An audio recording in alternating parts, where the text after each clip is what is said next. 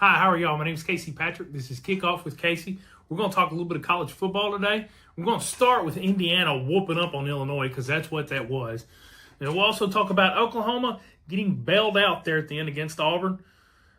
And I want to talk about Arch Manning with a weird flex over Sam Houston State. All that and more coming up. Now, as I alluded to in the intro, I'd love to start with Indiana. I know that there was a lot of other things going on. I know there were plenty of other great games being played Saturday. But that game Saturday night, it seemed personal. And that's what I wrote down. It seemed personal. Kurt Cignetti, he took something personally, and he took it out on Illinois. Illinois, the ninth-ranked team in the country, they looked like they didn't even deserve to be on the field with Indiana. At no point in time did those two teams even look comparable or competitive at all. I didn't get to watch every single play, but I watched most of it. Indiana they punched them in the face. And it got so bad to the point where every time Indiana would score, I'm looking at my buddies. I'm like, they did it again. And they did. They scored a lot. 9 touchdowns against Brett Bielema. I think Bielema's doing a great job at Illinois. They hadn't really been in the national spotlight in a while. I don't think they were ready for them. Obviously, they weren't ready for that moment. Kind of a premature number 9 ranking in the country. But then again, we've talked about, we know how bad the AP polls are. Your AP poll ranking is more about brand power than it is actually how good your team is. There are some teams that shouldn't be ranked that are, and there are some teams that they are ranked and shouldn't be. So I think I just said that twice in the same way. Either way, Indiana just really pushed them around the whole time. I was actually really surprised. I thought Indiana was the better team. I think Vegas had them as the better team, like 3.5-point favorites. So it's no surprise that they won. But 63-10, really, that's crazy. And I don't think anybody expected that type of a butt whooping. But that's what it was. That's what it was. An old-fashioned butt whooping. And I need to do a little bit more back search on that. I'd love to know if Cignetti actually had a personal issue with Bielema or something going on there. I don't know. But Indiana opened a can on them, and they didn't let up. Now, Oklahoma, I've been told about this play. I didn't get to see the end of the Oklahoma-Auburn game because I got to sleep at some point. I did fall asleep on Saturday sitting on the couch, but they were definitely bailed out there at the end. Now, the only reason I say all that is to say this. I think the Sooners are still a solid squad. I think they're really a strong team. If you're an Oklahoma fan, you had a close game against a good team in Auburn. I don't think there's anything really to be concerned about. Would you like to play better? Obviously. I think everybody would like to play better. I'm a Tennessee fan. I haven't seen Tennessee's defense been great all year long. I'd love to see that be a little bit better, but I can't really complain too much with a 3-1 record and the one loss being against one of the best teams in the country. So I know that as a fan, we all want to see our teams do a little bit better. But if you're an Oklahoma fan, you gotta feel really, really happy about where your team's at. The quarterback that you got, he made a funny comment the other day. They asked him the difference between him and Johnny Manziel, and he said, "I'm gonna go to church in the morning." So I thought that was hilarious. But if you're an Oklahoma fan, like I said, I think you should still be really high on your team, really optimistic. I am. I think optimistic's probably not the best word because I don't really care if Oklahoma's good. I think they are good. I'm not really going out on a limb there. I think most people think they're good. But I do think that Oklahoma, if they continue to improve, could be one of those teams at the end of the year that's fighting for something special. Now, here's something I wrote down, too. We're going to move on to Arch Manning. I wrote down, it's Sam Houston State with 3 question marks. I've seen multiple Twitter accounts, and I'm going to call it Twitter for the rest of my life, so if y'all don't like that, I'm very sorry. But I've seen multiple Twitter accounts and Instagram accounts that retweeted or reposted this video of Arch Manning breaking a tackle and then standing over the Sam Houston State player. I don't think that's the flex that Texas fans think it is. Sure, you beat the crap out of Sam Houston State. You're supposed to. You don't get any pats on the back for beating Sam Houston State 55-0. You're supposed to do that. If you had only beaten them 27-10, it would have been some really tough conversations going on. Now you got the whole world trying to tell me that Arch Manning's back. He's found his rhythm. I've been saying for a long time, he's a 4-star quarterback. His last name made him a 5-star, and it's going to make him a lot of money. Good for him. Go get your bag, Arch. But he's not some generational quarterback that I think the rest of the world thinks he is.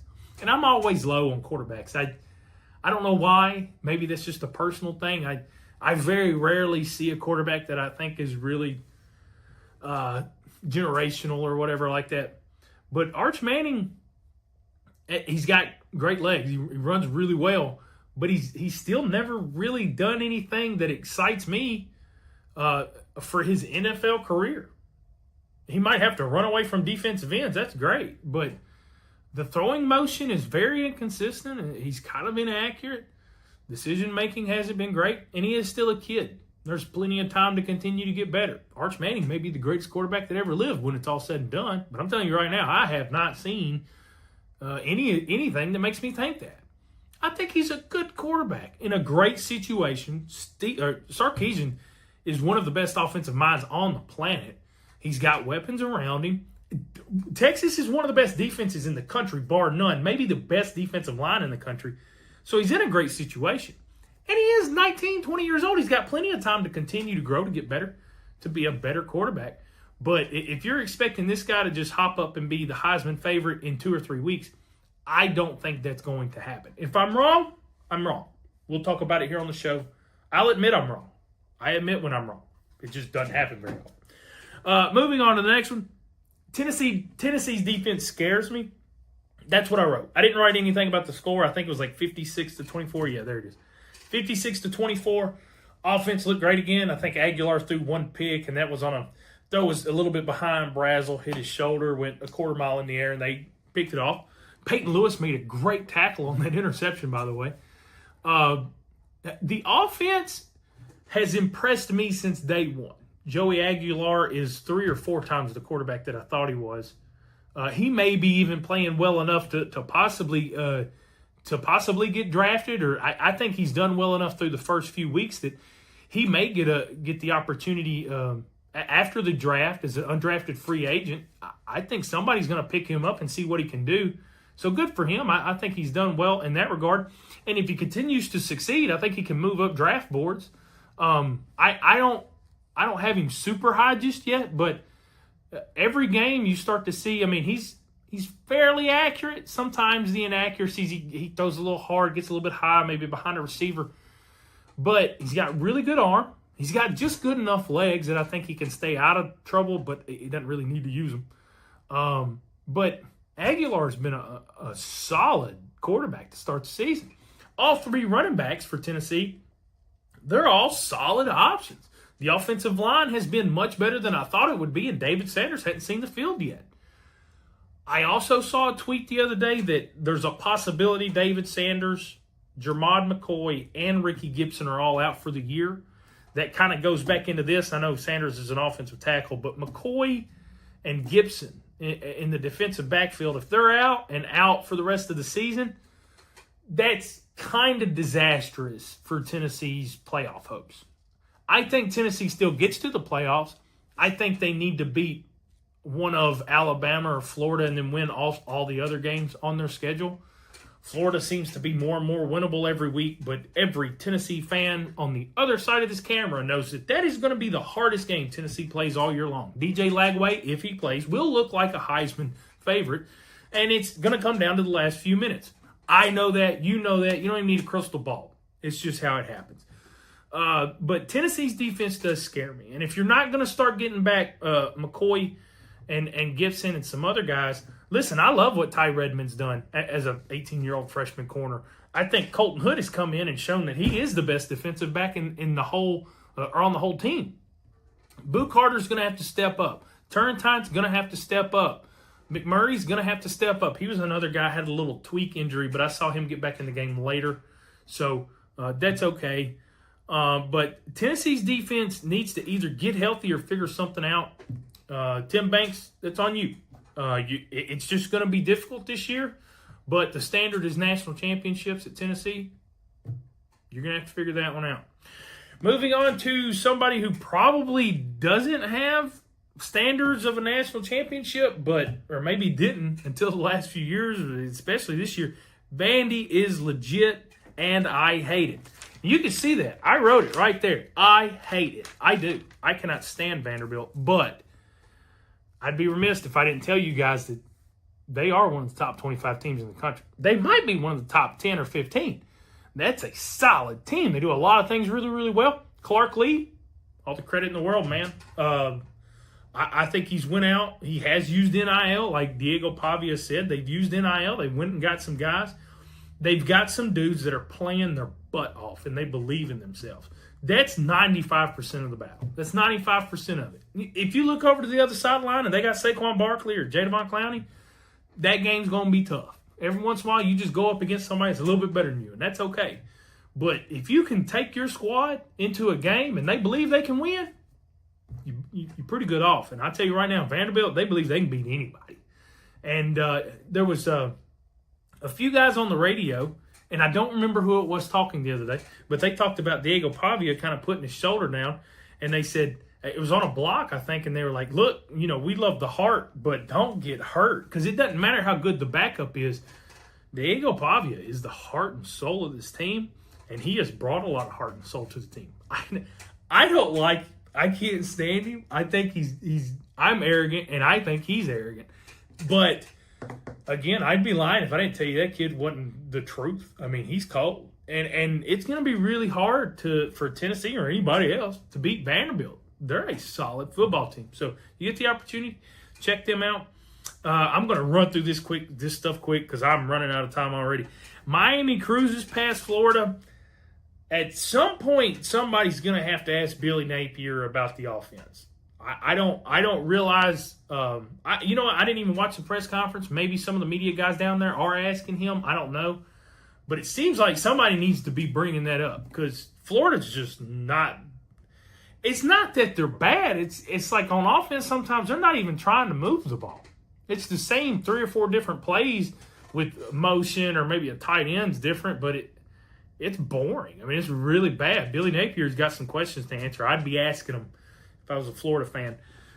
North Carolina, Belichick is bad. Lost 34-9 to UCF.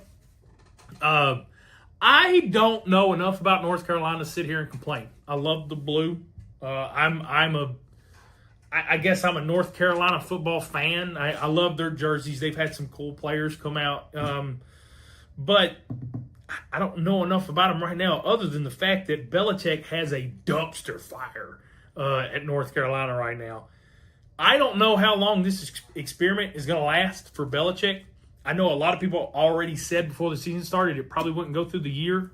I don't know if I ever repeated those thoughts, but I had heard that there was a part of me that thought Belichick would just go in there and, maybe he wouldn't win a national championship, but I thought, man, he might have North Carolina really playing football in a few years.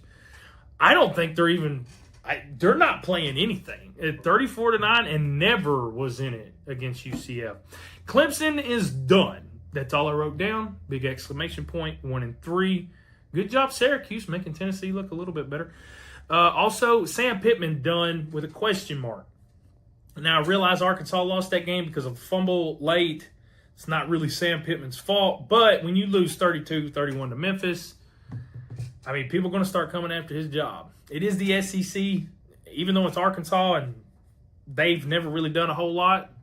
Everybody in the SEC expects to win. And I love Sam Pittman, but he hadn't done enough to win or keep his job down there. So I think that's all I've got for that. Sorry about that. I had to run through the back end of that real quick. We're going to go to a commercial. Whenever we get back, I got the top 25 from last week. We're going to do a quick rundown. Make sure y'all don't go anywhere. He shoots, and he scores!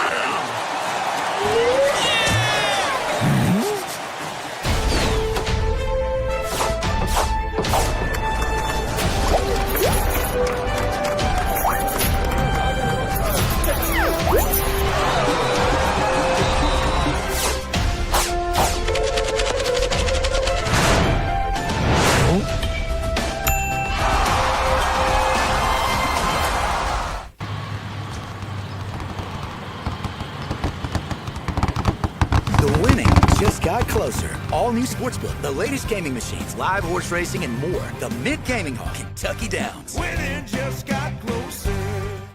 At Delta Dental of Tennessee, we know our success begins and ends with providing superior quality service, and that includes serving those who need it most.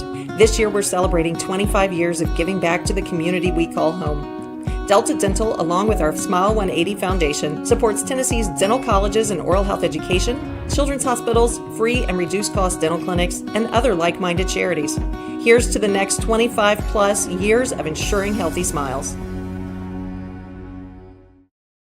All right, welcome back. We're going to do a quick rundown of last week's top 25.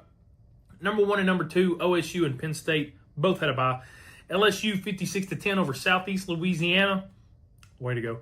Miami 26-7 over Florida. We talked about it. Georgia also had a bye. Them and Alabama both had a bye. They'll be facing each other this week. We're going to get into this week's upcoming matchups coming up soon. Moving on to number 6, Oregon. 41-7 over Oregon State. Everybody saw that coming. Florida State 66-10 over Kent State. Florida State continues to look good. More about them later too. Texas 55-0 over Sam Houston. That's great. We talked about it. Illinois talked about it. Oklahoma talked. Texas A&M number 10 team in the country last week. They were on bye. Oklahoma talked about it. Iowa State on a bye. Ole Miss took down Tulane 45-10. Good for them. It seems like Ole Miss has had a weird start to the season, but that's obviously not a bad football team. And Lane Kiffin can win any game that he gets into. I think he's smart enough up here. He can win them any game. We talked about Tennessee. Number 16, Utah, and number 17, Texas Tech played each other. Texas Tech coming out on top, 34-10. Texas Tech, you know what? Good job. That they spent a lot of money to go out and get some players, go out and get some coaches. I think it's really helped turn around that program. They've been really strong.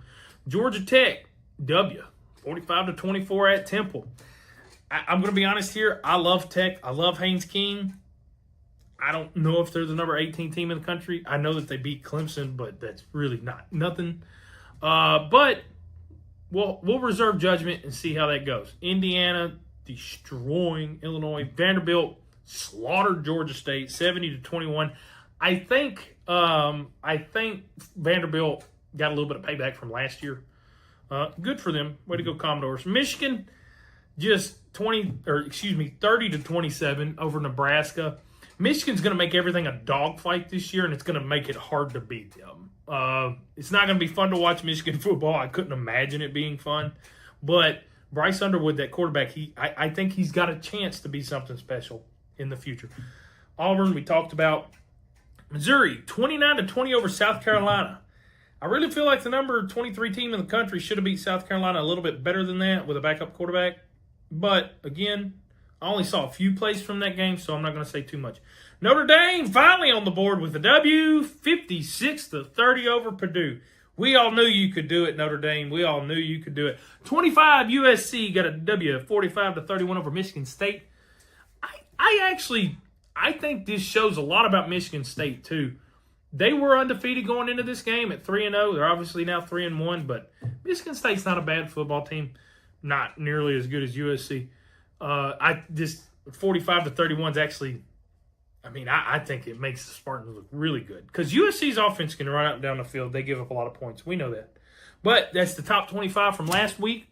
Make sure y'all don't go anywhere. We still got a few minutes, so come on back. And we're going to talk about next week, including the Lock of the Week. At Delta Dental of Tennessee, we know our success begins and ends with providing superior quality service, and that includes serving those who need it most. This year, we're celebrating 25 years of giving back to the community we call home. Delta Dental, along with our Smile 180 Foundation, supports Tennessee's dental colleges and oral health education, children's hospitals, free and reduced cost dental clinics, and other like-minded charities. Here's to the next 25 plus years of ensuring healthy smiles. He shoots, and he scores!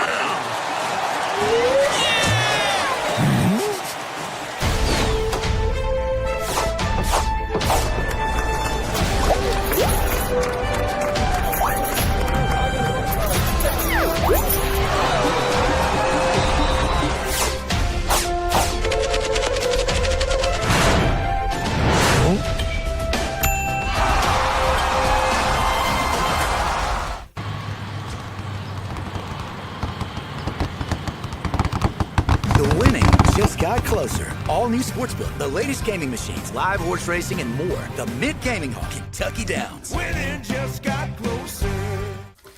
All right, welcome back. We're going to talk about just a few of the upcoming games for this week. Before we do that, I took Oklahoma last week as the lock of the week. I was right by half a point. We'll take it. We'll take it when we get it. Now, we do have 2 Friday games. I love to write these down. Florida State at Virginia on Friday. Don't forget about that game. We're going to talk about them again here in a minute. A little foreshadowing there. TCU at Arizona State. That could be a fun one. TCU, I think, ranked 24th in the country. Arizona State with Kenny Dillingham, one of my favorite coaches in the country. Got an opportunity for two really fun games there on Friday night. Moving to Saturday, we have an 11 a.m. game. For some reason, like I said, Illinois is still ranked. They got USC coming to town. That's an early morning game and could be a lot of fun. Here's another early morning game that I wrote down. Notre Dame and Arkansas. Now, we just talked about Sam Pittman possibly being done. If he wants to keep his job, he could start with taking down the Fighting Irish this Saturday at 11 a.m. I will personally be watching that game at some point. I'm gonna turn that on because I will be rooting for Sam Pittman. Moving on to the 2:30 game, LSU at Ole Miss. My handwriting is almost so bad that I almost said Clemson. Ole Miss looks like Clemson with my handwriting. That's how bad it is. 2:30 LSU at Ole Miss. I almost said it again. I think Ole Miss is going to win that football game. LSU hadn't been too hot. They're a good football team too. Don't get me wrong. I've been telling you guys for a few weeks, Garrett Nussmeier a little bit overranked, just in my personal opinion. But moving on to, I'm going to take Ole Miss in that one. I wrote down game of the week and then scratched it out because I forgot there were a few other big games coming up, including 6:30 Bama at Georgia. Everybody and their mother is going to have this game on the television. I hope both of those teams beat the crap out of each other and they're tired for the rest of the year because of it. Oregon at Penn State is also at 6:30. This game's actually, I think Oregon is number 6 in the country and Penn State's number 3. So actually a higher ranking matchup for that game than any other game this week. Again, I like Oregon. It's not an upset. They're going to tell you it's an upset because Penn State's a lower ranked team. Oregon's better.